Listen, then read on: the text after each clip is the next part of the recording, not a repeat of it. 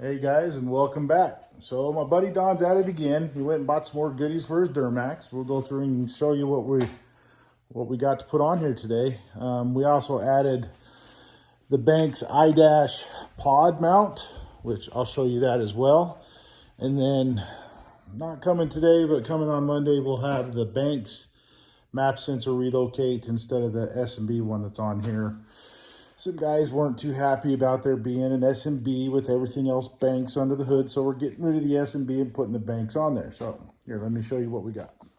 So when it comes to the gauge mounts, I think Banks has got this thing nailed down solid. Every one of these I've put on, whether it's been a Cummins or a Duramax, they fit flawlessly.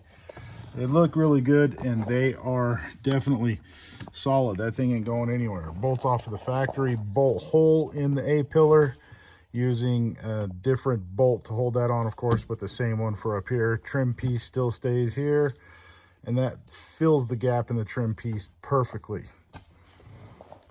And as I've said it time and time and again, whenever you build power, you need to be able to stop your rig, right? So our guys at Powerstop Extreme have supplied us with a whole new brake kit. And there she is. We got the Powerstop Extreme severe duty truck and tow brake pads. Don does tow a lot. He's got a very large camper.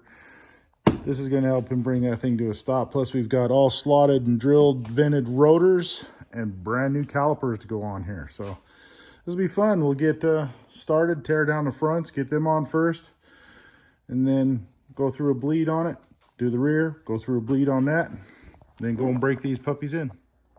Alrighty, one thing I want to make note here is whenever you put a slotted, vented, cross-drilled, whatever rotor on, they're usually directional for side of the vehicle, so you got to pay really close attention. This company actually puts a sticker on here for you.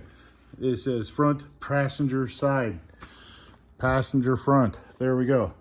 Also, whenever you're putting calipers on, make sure you don't put them on the wrong side.